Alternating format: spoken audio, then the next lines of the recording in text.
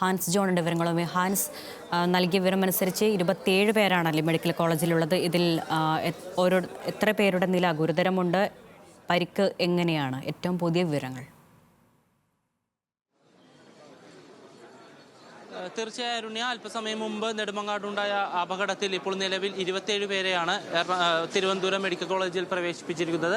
അതിനോടൊപ്പം തന്നെ SAT ആശുപത്രിയിലും ഇപ്പോൾ 10 പേരെ പ്രവേശിപ്പിച്ചിട്ടുണ്ട്. നമുക്കിപ്പോൾ മെഡിക്കൽ കോളേജിൽ നിന്നുള്ള ദൃശ്യങ്ങളാണ് നമുക്ക് കാണാൻ കഴിയുന്നത്. കാരണം മെഡിക്കൽ കോളേജിൽ ഇപ്പോൾ പല ഭാഗങ്ങളിൽ നിന്നായി ആശുപത്രിയിലേക്ക് ആൾക്കാരെ കൊണ്ടുവന്നുകൊണ്ടിരിക്കുകയാണ്. ഇപ്പോൾ മെഡിക്കൽ കോളേജിൻ്റെ പ്രവേശന കവാടത്തിൽ തന്നെ ഇതുമായി ബന്ധപ്പെട്ട് ആളുകളുടെ ലിസ്റ്റ് എഴുതിയിട്ടുണ്ട്. ഇതിൽ പല പ്രായപരിധിയിൽ വരുന്ന ആൾക്കാരാണ് പ്രധാനമായി വരുന്നത്. 22 വയസ്സ് 15 വയസ്സ് അടക്കമുള്ള കുട്ടികൾ അപകടത്തിൽപ്പെട്ടിട്ടുണ്ട്. 3ഉം 12 വയസ്സുള്ള കുട്ടികളൊക്കെയാണ് പ്രധാനമായും അപകടത്തിൽപ്പെട്ടിരിക്കുന്നത്. നമുക്കിപ്പോൾ ലിസ്റ്റ് കാണാൻ കഴിയും. ഇപ്പോൾ 22, 28, 40, 52, 40 അങ്ങനെ പല പ്രായപരിധിയിലുള്ള ആളുകളെയാണ് ഇപ്പോൾ നിലവിൽ മെഡിക്കൽ കോളേജ് ആശുപത്രിയിൽ പ്രവേശിപ്പിച്ചിരിക്കുന്നത്. രക്ഷാപ്രവർത്തനത്തിൻ്റെ ഭാഗമായി നിരവധി ആളുകളും ഇവിടെ എത്തിച്ചേർന്നിട്ടുണ്ട്. നമുക്കറിയാം, ആര്യങ്കോട് പഞ്ചായത്തിലെ കാവലിൽ നിന്ന് പോയ സംഘത്തിനാണ് അല്പസമയം മുമ്പ് നെടുമങ്ങാട് വെച്ച് അപകടമുണ്ടായത്. പെരിങ്കടവിള, കീഴാറൂർ, കാവലൂർ പ്രദേശത്തെ ആളുകളാണ് പ്രധാനമായും ഈ ഭാഗത്തുള്ളത്.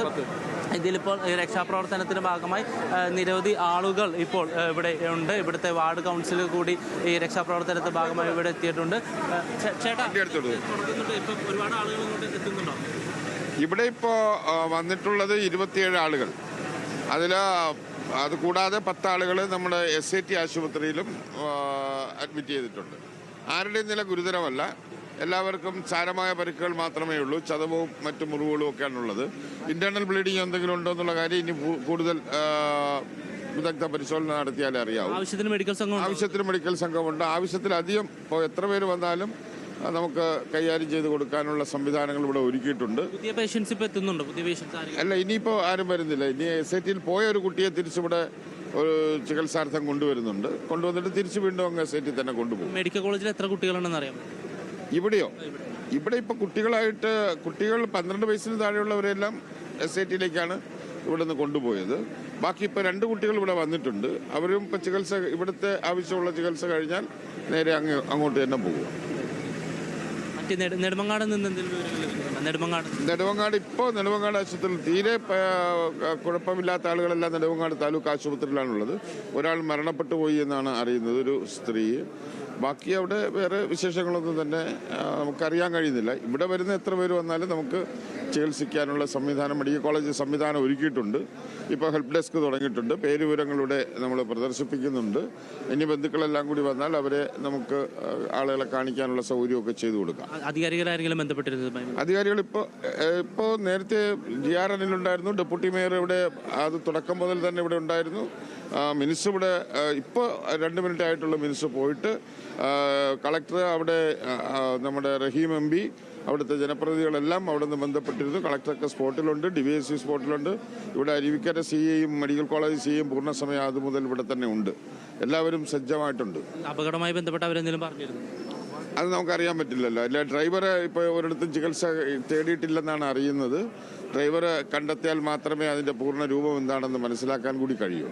അത് പോലീസിൻ്റെ ഭാഗമാണ്, അവർ നോക്കും. അരുണ്യ, ഇപ്പോൾ ഇദ്ദേഹം പറഞ്ഞതുപോലെ തന്നെ തിരുവനന്തപുരം മെഡിക്കൽ കോളേജ് വാർഡ് കൗൺസിലറാണ് നമ്മളിപ്പോൾ വിവരങ്ങൾ പങ്കുവച്ചത്.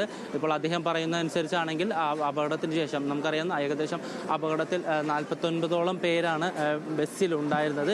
ഇതിനെ തുടർന്ന് ഇപ്പോൾ 27 പേരെ മെഡിക്കൽ കോളേജിൽ പ്രവേശിപ്പിച്ചിട്ടുണ്ട്. അതിനോടൊപ്പം തന്നെ 10 പേര് SAT ആശുപത്രിയിലും എത്തിച്ചിട്ടുണ്ട്. നിലവിൽ ഇവിടെ അഡ്മിറ്റ് ചെയ്തിരിക്കുന്നവരുടെ ആരോഗ്യനില തൃപ്തികരമാണെന്നാണ് ആശുപത്രി വൃത്തങ്ങളാണെങ്കിലും ഇപ്പോൾ വാർഡ് കൗൺസിലറാണെങ്കിലും നമ്മളോട് വ്യക്തമാക്കിയത്.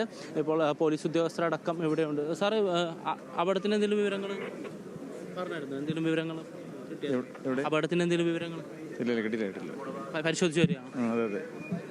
പോലീസ് ഉദ്യോഗസ്ഥർ അപകടത്തിൻ്റെതായ വിവരങ്ങൾ പരിശോധിച്ച് വരികയാണെന്നാണ് നമുക്ക് തരുന്ന വിവരം. എന്തായാലും നിലവിൽ മെഡിക്കൽ കോളേജിൽ അഡ്മിറ്റ് ചെയ്തിരിക്കുന്നവരുടെ ആരോഗ്യനില തൃപ്തികരമാണ്. നമുക്കറിയാം, നേരത്തെ അപകടം സംഭവിച്ച സമയത്ത് ദാസിനി എന്ന കാവലൂർ സ്വദേശി മരണപ്പെട്ടതായി നമുക്ക് വിവരം ലഭിച്ചിരുന്നു. അവരുടെ മൃതശരീരം ഇപ്പോൾ നെടുമങ്ങാട് താലൂക്ക് ആശുപത്രിയിലാണ് ഉള്ളത്. പക്ഷേ നമുക്കിപ്പോൾ ദൃശ്യങ്ങളിൽ കാണാൻ കഴിയും, വിവിധ ഭാഗങ്ങളിൽ നിന്നായി പലരും ഇപ്പോൾ ആശുപത്രിയിലേക്ക് എത്തിച്ചേർന്നിട്ടുണ്ട്. അറിയിച്ചിട്ടുണ്ട്. അപകടത്തിൻ്റെ ഭാഗമായി അവരുടെ ഉറ്റവരെ കാണാനെത്തുന്ന ബന്ധുക്കളും അപകടത്തിൽ ഉണ്ടായിരുന്നവരുമാണെന്നാണ് നമുക്ക് മനസ്സിലാക്കാൻ കഴിയുന്നത്. എന്തായാലും നേരത്തെ സൂചിപ്പിച്ചതുപോലെ തന്നെ ഇപ്പോൾ ബാക്കി 49 യാത്രികരിൽ 37 പേര് കഴിഞ്ഞ് ബാക്കി 12 പേർ ഇപ്പോൾ 12ഓളം പേർ ഇപ്പോൾ താലൂക്ക് നെടുമങ്ങാട് താലൂക്ക് ആശുപത്രിയിലാണ് ഉള്ളത്. അവർക്കും അവിടെ പ്രാഥമിക ചികിത്സ നൽകി വരികയാണ്. ഇപ്പോൾ അല്പസമയം മുമ്പ് നമുക്ക് ലഭിച്ച വിവരമനുസരിച്ച് ഈ തുടരുക. ഹാൻസിലേക്ക് തിരികെ എത്താം. ഇപ്പോൾ ഡ്രൈവർ മദ്യപിച്ചതിനെ കുറിച്ച് RDO പറഞ്ഞ പ്രതികരണം ഒന്നുകൂടി കേൾക്കാം. ഡ്രൈവർ മദ്യപിച്ചിരുന്നു എന്ന സംശയമുണ്ട്. അദ്ദേഹം മിസ്സിംഗും കൂടെയാണ്. വണ്ടി ആക്സിഡന്റ് പറ്റിയോടെ ഇറങ്ങി ഓടിയെന്നാണ് പറയുന്നത്. ഡ്രൈവർ മദ്യപിച്ചിരുന്നു എന്ന സംശയമുണ്ട്. അദ്ദേഹം മിസ്സിംഗും കൂടെയാണ്. വണ്ടി ആക്സിഡന്റ് പറ്റിയോടെ ഇറങ്ങി ഓടിയെന്നാണ് പറയുന്നത്.